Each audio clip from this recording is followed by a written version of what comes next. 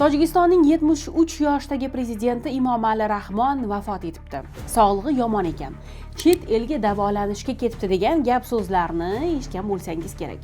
Bunga uning 2 hafta davomida omma oldida ko'rinmay qolgani sabab bo'ldi. Dastlab kimdir u ta'tilda ekanini aytsa, yana kimdir davolanish uchun Xitoyning Haynan oroliga uchib ketganini yozdi. Taxminu mishmishlar qancha avj olmasin, Tojikiston rasmiylari jim qoldi. Bu esa shu mavzudagi muhokamalarni yanada ortishiga olib keldi. Umuman olganda, bugungacha o'ldiga chiqarilgan prezident faqat Emomali Rahmon emas. Keling, yaxshisi bugun sizga aynan shu haqda gapirib beramiz. Videoni oxirigacha ko'rib, sahifamizga obuna bo'ling va albatta bizni bu orqali qo'llab-quvvatlang.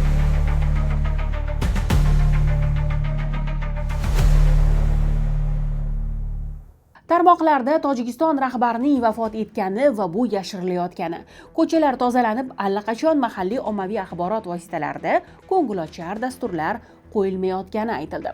Oxir-oqibat mishmishlar isbotini topmadi. Hukumat yoki prezident ma'muriyati vakillari bunday xabarlarga munosabat bildirib rad etmagan bo'lsa ham, Emomali Rahmon 14-fevral kuni Osiyo infratuzilmaviy investitsiyalar banki prezidentini qabul qilgani e'lon qilindi. 15-fevralda esa Emomali Rahmon Xitoy raisi Si Szinpinni Xitoy yangi yil bilan qutlab video tabrik e'lon qildi. Ertasi kuni esa Dushanbeda Qozog'iston tashqi ishlar vazirini ham qabul qilgan. Bundan tashqari 17-fevral kuni Tojikiston rahbari O'zbekiston bosh vaziri Abdulla Aripov bilan Dushanbe shahrida ham uchrashgan. Shunday qilib, prezident o'ldi degan gap so'zlar fonida bu uchrashuvlar Emomali Rahmon o'lmagan, u tirik va hamon davlat ishlari bilan shug'ullanmoqda degan signal bo'ldi. Uning o'limi haqidagi xabarlar esa yana oldingi safargidek haqiqatga to'g'ri kelmaydi. Ha, to'g'ri eshitdingiz. Bu Emomali Rahmonning birinchi marta o'lishi emas. 2017-yilda ijtimoiy tarmoqlarda Emomali Rahmonning sog'lig'i haqida faol muhokamalar bo'lib o'tgan. Hukumatga yaqin ayrim ommaviy axborot vositalari esa uning ahvoli yomonlashganini yuqori ish yuklamasi bilan izohlagan. 2020-yilda esa muxolifat uning kasal bo'lib Germaniyada davolanayotganini iddao qilgandi. Biroq keyinchalik hukumat bu ma'lumotlarni rad etgan. Shuningdek, 2022-yilda Qirg'iziston bilan chegaradagi hodisalardan so'ng Emomali Rahmon taxminan 2 hafta davomida omma oldida ko'rinmagan va hamma bu holatni uning sog'lig'idagi muammolar bilan bog'lagan. Nega o'zi bunday mishmishlar tez-tez tarqaladi deysizmi? Birinchidan, Emomali Rahmon 1994-yildan beri hokimiyat tepasida. Bu juda uzoq muddat. Jamoatchilikni esa vorislik mavzusi albatta qiziqtiradi. Mamlakat konstitutsiyasiga ko'ra, agar Tojikiston prezidenti vaqtincha yoki doimiy ravishda o'z vazifasini bajara olmasa, davlat rahbarligi Milliy Majlis raisiga o'tadi. Hozir bu lavozimda Emomali Rahmonning o'g'li Rustam Emomali o'tiribdi. Shuningdek, raqamli axborot texnologiyalari, ijtimoiy tarmoqlar rivojlangan bugungi davrda mamlakatda axborot siyosati ancha yopiq va bu ham turli mishmishlar tez tarqalishiga sabab bo'ladi.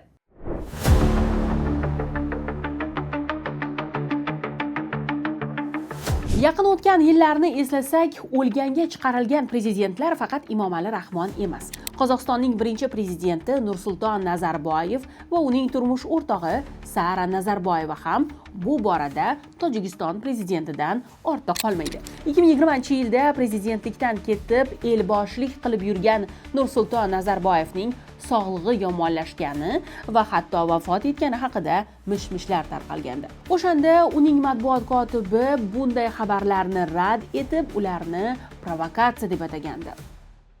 Bularning barchasi fitna va yolg'on.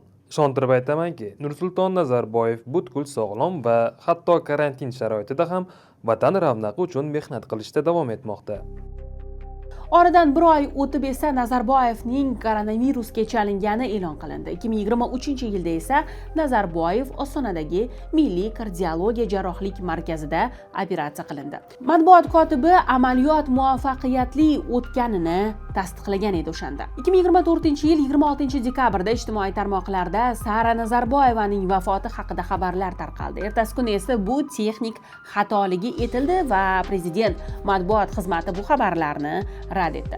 2025-yilda ham shu kabi holat yana takrorlandi. Dastlab u shifoxonaga yotqizildi, ammo uning qanday xastalikka chalingani aytilmadi. Buni qarangki, mishmishlar e'lon qilgan kunning o'zida matbuot kotibi bu mishmishlar noto'g'ri ekani haqida axborot berdi. Oradan 5 oy o'tib yana Sara Nazarboyevaning sog'lig'i haqida xabarlar tarqalgach, matbuot kotibi Sara Nazarboyeva joriy yilning aprel oyidan buyon Olmaota shahridagi Qozog'iston Respublikasi prezidenti ishlar boshqarmasi tibbiyot markazining milliy shifoxonasida davolanayotgani, barcha tibbiy muolajalar tasdiqlangan tibbiy yordam standartlariga muvofiq mahalliy mutaxassislar nazorati ostida amalga oshirilayotganini ma'lum qildi. 2026-yilga kelib ma'lum bo'ldiki, Sara Nazarboyeva 2025-yil aprel oyida keng ko'lamli miokard infarktni boshdan kechirgan. Infarktdan so'ng Nazarboyeva uzoq vaqt davomida sun'iy nafas olish va sun'iy buyrak apparatlariga ulab qo'yilgan. Shifoxonadagi 9 oy davom etgan muolajalardan so'ng Nazarboyeva uyiga ketgan. –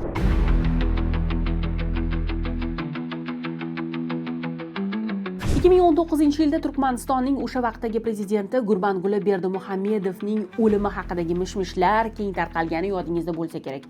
2019-yil 5-iyuldan keyin omma oldida ko'rinish bermagan Berdimuhamedov ijod bilan mashg'ul bo'lish uchun 15-iyul kuni ta'tilga chiqqani ma'lum qilingandi. U 5-iyul kuni hukumat yig'ilishi o'tkazgan va qator farmonlarni imzolagan. 6-iyul kuni mamlakatga Yevropa Ittifoqining tashqi ishlar va xavfsizlik siyosati bo'yicha oliy vakili, Yevrokomissiya vitse-prezidenti Federica Mogherini kelgan. Prezident esa uni qabul qilmagandi. Turkmaniston prezidentining o'limi haqida ilk xabarlar 20-iyul kuni paydo bo'ldi. Xronika Turkmanistoni o'shanda Turkmaniston prezidentining g'oyib bo'lishi uning onasi Germaniyaga og'ir ahvolda olib kelingani bilan bog'liq bo'lishi mumkinligini yozdi. May oyida ham prezident vafoti haqida xabarlar tarqalgan, lekin keyinroq aslida uning onasi Ogulbat Berdimuhamedova og'ir xastalikka chalingani va unga qarash uchun Ashxabodga turkiyalik shifokorlar yetib borgani ma'lum bo'lgan edi. Xronika Turkmanistoni xabariga ko'ra, prezidentning onasi Germaniyada davolanishda bo'lgan. Ommaviy axborot vositalari ma'lumotiga ko'ra, prezident samolyotini oxirgi marta 12-iyul kuni Germaniya hududida ko'rishgan. Turkmaniston prezidenti Gurbanguli Berdimuhamedov 2019-yil 12-avgustda Milliy iqtisodiy forumda ko'rinish berdi. 20 daqiqa davomida ma'ruza qilgan, keyin esa Rossiya, Ozarbayjon, Qozog'iston va Eron yetakchilari bilan forum doirasida uchrashuv o'tkazgan edi. Shu bilan o'ldiga chiqarilgan Gurbanguli Berdimuhamedov bu mishmishlarga yakun yasadi.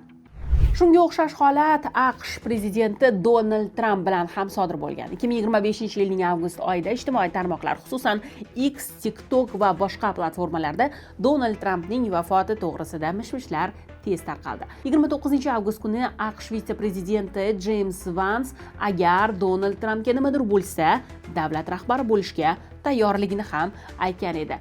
Biroq anglaganingizdek, bu feyk bo'lib chiqdi va Tramp o'zining ijtimoiy tarmog'ida o'zini har qachongidan ham yaxshiroq his qilayotganini yozdi. Rossiya prezidenti Vladimir Putin ham tez-tez o'ldiga chiqariladi. 2023-2024-yillarda turli Telegram kanallar, Twitter va boshqa bloglarda Putin vafot etdi yoki Kreml yashirin xabar tarqatdi kabi postlar paydo bo'lgan. Bu xabarlar keyinchalik rasmiy manbalar tomonidan rad etilgan va Putin omma oldiga chiqishlar bilan o'zining sog'lom ekanini ko'rsatgan.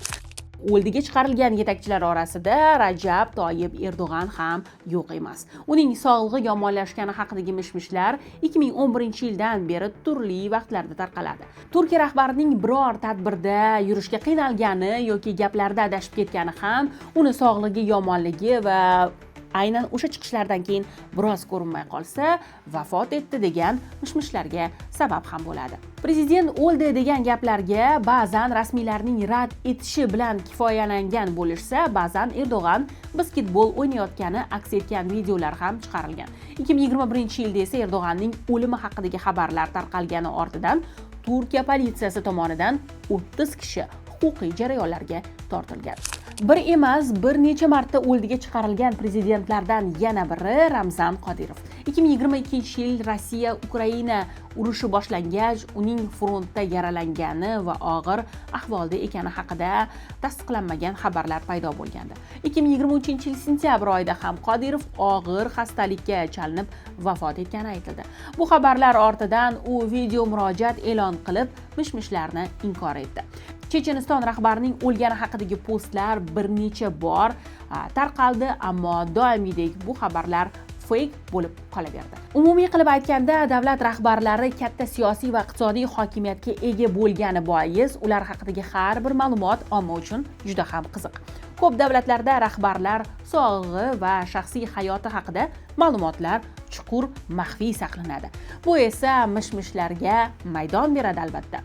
Rahbarning uzoq vaqtda omma oldida ko'rinmasligi va rasmiy bayonotlarning kechikishi ham mishmishlar tarqalishiga sabab bo'ladi. Muxolifat yoki raqobatchi guruhlar esa rahbarning salomatligi yoki vafoti haqida mishmish tarqatish orqali notinch va shov-shuv yaratishga harakat qiladi. Xullas, bugungacha o'ldiga chiqarilgan, ammo hozirgacha ishi boshida turgan prezidentlar shular edi. Siz yana kimlarni bilasiz? Buni albatta izohlarda yozib keting. Vaqt.uzga obuna bo'lish va videoni do'stlaringiz bilan ulashish yodingizdan ko'tarilmasin. Biz bilan qoling.